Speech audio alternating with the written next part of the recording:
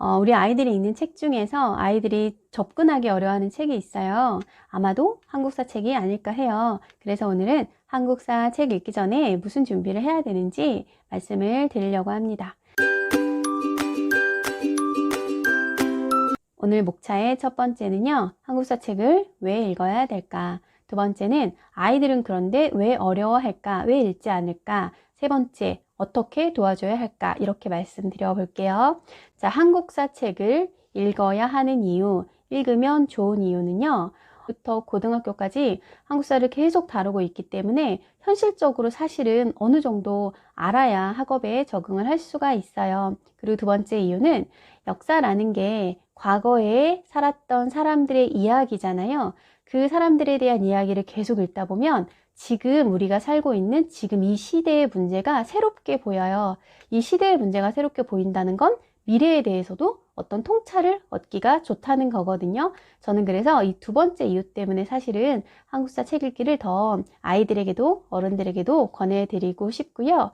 자, 그런데 왜 우리 아이들은 한국사 책을 읽기 어려워할까? 물론 덕후들도 있어요. 좋아하는 친구들도 있는데 이 친구들은 어른들이 어떻게 해주지 않아도 알아서 찾아 읽기 때문에 크게 걱정하실 거는 없어요. 제가 말씀드리고자 하는 건 접근하지 못하는 친구들을 위한 이야기고요. 자, 제가 방금 전에 역사가 살아온 사람들의 이야기라고 말씀을 드렸잖아요. 생각보다 사람에 대한 관심이 많이 필요하고요. 인간이 왜 어떻게 살고 어떤 문제를 해결해 가고 고민이 있을 때는 어떻게 해왔더라, 이거에 대한 깊이 있는 관심이 있지 않으면 역사를 그렇게 좋아하기가 쉽지가 않아요. 그런데 우리 아이들 아직 어리잖아요. 이 어린 아이들은 지금 내 하루하루에 행복한 삶이라던가 내가 지금 해야 할 일이라던가 이런 거에 관심이 많을 때이기 때문에 그 고민의 시간에 접근하기가 쉽지가 않은 거죠. 자, 두 번째는요. 너무 방대해요. 내용이 너무 많아요. 그렇다 보니까 처음에 선사부터는 어느 정도 읽다가 한 3국쯤 가면은 지쳐요. 이 과부하가 걸리는 거예요. 사람이 이해를 하거나 또 정서적으로 받아들이는 데에도 좀 시간이 필요하거든요. 이래서 어려워하는 경우가 있고요. 자, 그 다음은 3학년 때 선사시대가 잠깐 나오고요. 5학년 2학기가 한국사로 이루어져 있는데요. 이 5학년 2학기 한국사는 통사예요. 통사는 시간의 흐름에 따라 쭉 써놓은 걸 통사라고 하거든요.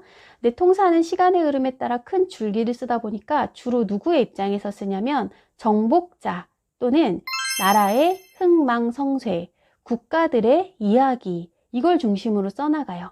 그렇기 때문에 역시나 우리 아이들에게는 이게 큰 관심을 끌기가 쉽지가 않은 거예요. 그래서 한국사 좋아하는 친구들 잘 보면은요, 승부욕이나 정복욕 있는 친구들이 역사 좋아하는 경우가 많아요. 그런 이유고요. 그리고 네 번째는요, 용어 때문이에요. 용어가요, 너무 어려워요. 한자도 많고요. 지금 시대에 잘 쓰지 않아요. 왜냐하면 당연히 각 시대에는 그 시대가 쓰는 단어들이 있거든요. 이 역사 시대에는 그때 썼던 용어들이 또 있겠죠. 이걸 경험해 보지 않은 상태로 이 추상적인 단어들을 이해한다라는 게 결코 쉽지가 않아요. 이러한 이유들로 대부분의 친구들은 한국사 책을 좋아하지 않고 읽으려고 해도 이해가 좀 어렵다고 보시면 돼요. 이런 상황에서 통사책을 권하면 아이들이 보통 한 2장, 3장 읽다가 과부하가 와서 더 이상 읽지를 못해요. 또는 이해가 안 되는데도 그냥 이렇게 슬렁슬렁 넘기기도 하고 그러거든요. 어려운 용어가 많다고 말씀을 드렸잖아요. 한 2장, 3장 읽는데 용어가 한 페이지 막 5개, 10개씩 모르면은요. 길을 가다가 계속 돌멩이를 만나는 거예요. 걸을 수가 없는 거예요. 자, 그럼 어떻게 해주면 좋을까요? 이 용어를 먼저 해결해주면 되는 거예요. 그래서 제가 오늘 제안해 드리는 것이 한국사 책 읽기 전에 준비해야 될 건 용어에 대한 이해를 말씀을 드리려고 하는데 용어도 2가지로 제가 좀 나눠봤어요. 한 가지는 시대용어, 한 가지는 기초용어인데요. 시대용어는 말 그대로 고구려, 백제, 신라, 고려, 조선, 우리 역사에 있었던 각 시대에 나오는 용어들이 시대용어예요. 그 시대를 이해하기 위해 알아야 되는 거고요. 기초 용어는 역사책 전반에 많이 나오는 용어들이에요. 예를 들어서 정복, 함락, 수도, 후퇴, 대첩 이런 단어들이거든요. 자, 이 중에서 저는 더 우선되어야 되는 게 기초 용어라고 생각을 해요. 제가 먼저 몇 가지를 설명을 드려 볼게요. 우선 역사가 뭔지 이야기를 해볼게요. 이 용어에 대해서 아이들과 이야기할 때에는 사전에 나온 그 정확한 뜻을 얘기해 줄 필요는 없어요. 이해할 수 있게끔 풀어서 좀 편안하게 해주셔도 돼요. 자, 먼저 역사를 이야기해 볼까요? 역사는요, 사람들이 쭉 살아왔던 이야기예요. 살아왔던 이야기 중에서 의미가 있는 것들을 기록한 건데요. 아이들에게 설명하실 때에는 너가 태어나서 지금까지가 너의 역사고 엄마 아빠가 태어나서 지금까지는 엄마 아빠의 역사야. 그것처럼 우리 동네에도 역사가 있고 나라에도 역사가 있고 이 세계에도 역사가 있고 지구에도 역사가 있어. 그때의 이야기를 다룬 게 역사책이야. 이렇게 하나 알려주시고요. 그 다음은 시조예요. 처음 시, 하라비조. 각 나라를 처음 세운 할아버지, 첫 번째 세운 사람을 이야기해. 고조선은 당군왕검이고 고구려는 주몽이야. 이런 식으로 용어를 설명하면서 약간 나오는 지식들 연결해서 같이 얘기해 주시면 은근슬쩍 하나씩 더 배울 수가 있어요. 자, 그 다음은 수도가 많이 나오죠. 수도는 한 나라의 중심부. 그런데 이 수도를 예전에는 도읍이라고 불렀어. 이렇게 또 알려주시면 좋습니다. 자, 그런데 역사 용어 익힐 때요. 짝꿍 용어들 같이 알려주시면 더 좋거든요. 수도, 나라의 중심부인데요. 천도, 수도로 옮길 수가 있는데 옮기는 건 천도라고 해. 그런데 다시 돌아올 수 있어. 그거는 환도라고 해 하고 수도, 천도, 환도 이렇게 짝꿍 지어서 알려주시면 더 편안하게 기억을 할 수가 있습니다. 자, 그럼 선사랑 역사를 또 얘기해 볼까요? 역사 시대는요, 지날역, 역사사예요. 지나온 시간이 역사인데 글로 기록을 남겨놓아서 역사시대라고 하거든요. 선사는요, 먼저 선 역사사, 역사보다 먼저 있던 시대인데 두 개를 구분하는 이유는 선사시대는 기록이 남아있지 않기 때문에 이 정도까지 얘기해 주시면 아하 하고 한자와 같이 이해를 할 수가 있어요. 방금 제가 역사 용어 알려주면서 은근슬쩍 한 개씩 더 알려주셔도 된다라고 말씀을 드렸잖아요. 자, 선사시대 이야기할 때도요. 기록으로 남지 않은 시대야. 근데 우리는 선사시대 사람들이 어떻게 살았는지 대강 알고 있잖아. 기록을 안 남겨놨는데 어떻게 알 수 있지? 라고 이야기를 하다 보면 유물, 그 사람들이 쓰고 남긴 물건이 있어. 그리고 살던 흔적들이 있어. 유적이 있어. 유물과 유적으로 알 수 있는 거야. 또 이렇게 다른 단어들이 짝꿍처럼 따라오게 되어 있어요. 반만년, 우리나라 역사를 반만년 역사라고 하죠. 반만년은 몇 년일까요? 만년의 반이니까 5천년이에요. 그럼 우리 역사를 왜 5천년이라고 부를까요? 2023년인데 왜 5천년이라고 부를까요?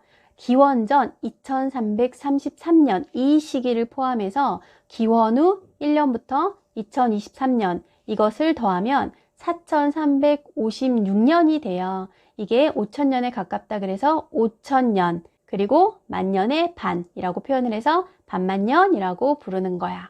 자, 그리고 또 많이 나오는 단어 한반도 있어요.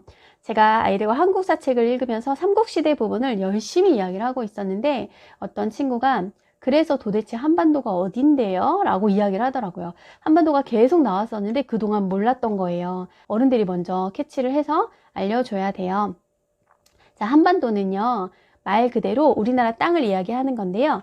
반도는요. 반만섬이라는 뜻이에요. 반만섬도 해서 반만섬이라는 뜻이에요. 한반도, 우리나라 땅이요. 동쪽, 서쪽, 남쪽이 다 섬이잖아요. 반이 섬이어서 반도인데요. 한국이기 때문에 한반도라고 부르는 거예요. 라고 하면서 위치까지 정확히 알려주시면 역사 배우면서 계속 나오는 한반도를 어딘지 정확히 인식을 하고 한반도를 둘러싼 이웃나라 중국, 이쪽 일본까지도 이해하면서 읽을 수가 있습니다. 제가 지금 몇 가지만 편안하게 좀 이렇게 풀어서 설명을 해 봤는데요.